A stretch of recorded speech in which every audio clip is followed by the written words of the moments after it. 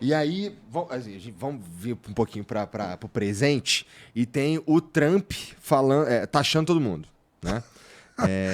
Enchendo o saco dos caras. O Canadá e o México estão malucos, né? Tá dando ruim de verdade. Cara, como é que o Brasil O entra... Canadá ele quer anexar. Isso, outra vibe, né? Já tá falando de Golfo da Califórnia, né? Do Groenlândia dele. Bom, sei lá. Eu tenho uma teoria. Eu acho que ele tá falando vários absurdos, tipo resort em Gaza, pra baixar a guarda do que é discutível, sabe qual é? Tipo, falando todos... Caraca, esse absurdo aqui não dá pra desenrolar não, mas um pouquinho abaixo, sei lá, não sei. Mas o fato é Você que acha que é um método de negociação? porque eu já vi isso antes, né? Já teve acho que foi o Reagan que usou uma tática parecida. Mas não sei, cara, porque ele pode ser só maluco mesmo, né? Não sei. Ou tem uma ideia muito... Primeiro, vamos lá, o que ele tá fazendo? Você acha...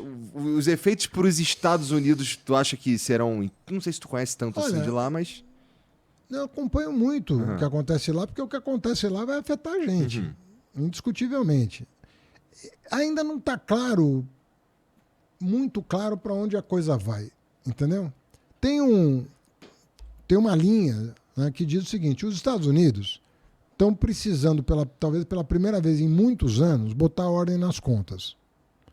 Porque os Estados Unidos nunca se preocuparam muito com botar ordem nas contas. Tem uma dívida sinistra. Por uma razão muito simples. Como ele emite o dinheiro, que é reserva de valor no mundo inteiro, o Brasil, quando fala assim, eu tenho reserva cambial em quê? Dólar. Em dólar. A China tem reserva cambial em quê? Em dólar. Então o dólar é muito forte.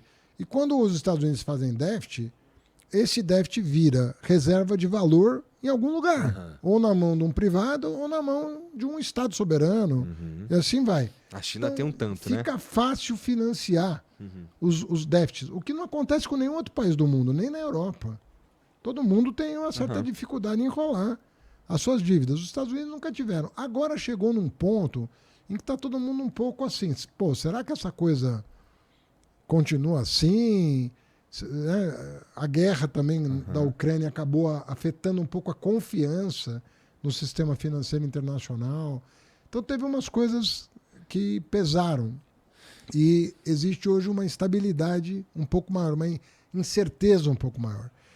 E, às vezes, o governo atual, também tem 30 dias, aí não é? Um pouco mais de 30 dias no cargo, dá, às vezes, sinais trocados do que efetivamente vai fazer. Né? Às vezes dá sinais, não, nós temos que diminuir a dívida, nós temos que torná-la...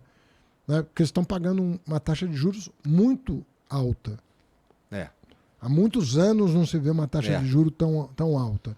Já está começando a contratar aí um orçamento de queda do juro para esse ano, lá. Entendi. O que pode ajudar muito o Brasil. Mas, assim, ainda há incertezas que precisam ser aguardadas. Aí. O teu trabalho é mais fácil ou mais difícil que o do Galípolo, cara? Eu vi tu falando que, putz... Olha, não é falar... Eu acredito, assim, o ministro da Fazenda, ele tem um problema maior, indiscutivelmente. É mais difícil ali. Mas não é o Haddad, o Galípolo, é qualquer um. Eu sei. Assim, o emprego... É uma cadeira complexa. É uma cadeira mais complicada, né, do que de presidente do Banco Central. O que não diminui em nada, né? A dificuldade do trabalho o do cara. desafio intelectual que a pessoa lá tem, sobretudo em momentos turbulentos, de agir corretamente em proveito do país. Lembrei dele só porque a gente tocou o número de variáveis é muito maior na Fazenda. Você lida com tudo, todos os assuntos, né? Acabam passando. Inclusive com os caras, com eles, né? Mas eu toquei nesse assunto só porque a gente estava falando de juros, mas voltando pro que está acontecendo no mundo, como é que a nossa relação nesse momento com os Estados Unidos ela é de incerteza? Ou como é que estão as coisas? Acredito que não. Não, incerteza em relação ao que eles vão fazer existe no mundo inteiro. Mas assim, o Brasil, primeiro que nós estamos numa posição assim favorável, assim. Nós estamos com uma aproximação com a China excelente, relações bilaterais não podiam ser melhores. Acabamos de fechar um acordo União Europeia-Mercosul, que tem tudo para caminhar. E ao longo dos 2 anos finais aí da administração do Biden, a relação com os Estados Unidos estava prosperando. Aham. Eu não acredito que a mudança de governo vai implicar uma mudança drástica, até porque as nossas relações comerciais são muito equilibradas. E se você considerar a conta de serviços, para além do comércio de mercadorias, eles são superavitários em relação a nós. Sem superávit com a gente. Então não faz muito sentido. Assim, seria um capricho arrumar uma confusão com o Brasil. Não faz muito sentido econômico, entendeu? E como, na minha opinião, o presidente Lula é muito jeitoso, assim, ele realmente surfa na onda internacional como poucos estadistas que eu conheço, assim, é uma pessoa que tem flui, sabe? Você viu no G20, maneira como ele recebeu os chefes de Estado, como ele foi tratado, como ele tratou as viagens internacionais que ele faz. Ele é uma pessoa realmente que é um ativo para o Brasil, do ponto de vista das relações internacionais. Eu acredito que no primeiro encontro, no primeiro, segundo encontro, sentar à mesa, conversar. Entendi. Vamos lembrar que o presidente Lula se deu muito bem com o Bush, que era republicano, e fala isso, disse isso publicamente várias vezes, não estou fazendo confidência qualquer. Então, eu não acredito que nós não possamos contornar problemas que surjam na relação bilateral. E a nossa relação com a China tá a gente tá com muitas coisas acontecendo e tem assim um jeito de enxergar isso, o jeito pessimista de enxergar isso o jeito, a gente pode estar criando uma grande dependência. Não, é um cuidado China. Que tem que ter. O Brasil não é razoável o Brasil ser satélite de quem quer que seja. Não faz muito sentido. É verdade. Entendeu? Porque o tamanho, 200 milhões de habitantes, 8 milhões e meio de quilômetros quadrados, é muito grande isso aqui. Um país, metade da América do Sul, tem o Mercosul.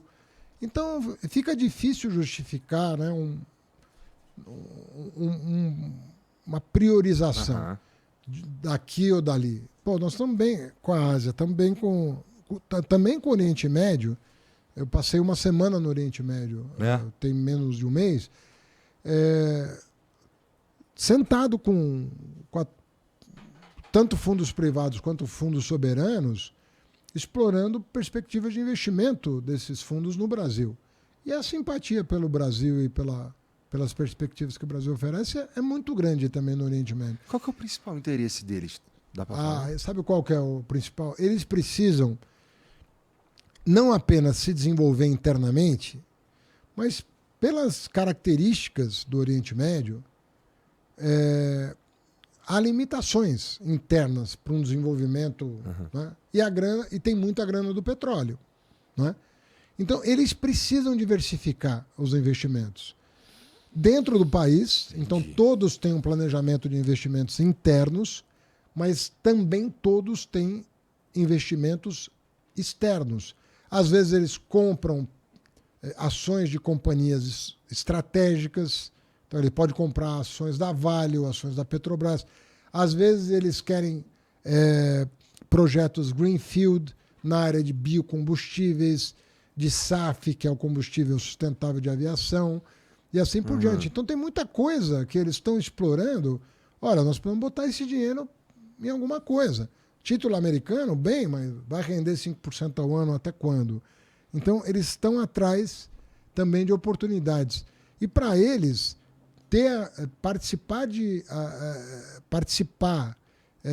empresas sólidas, empresas estratégicas, empresas que daqui a 20, 30, 40 anos, né, vão ter cada vez maior importância na área de minerais críticos, na área de biocombustíveis, na área de energia limpa. Pô, eles têm todo o interesse eles precisam diversificar.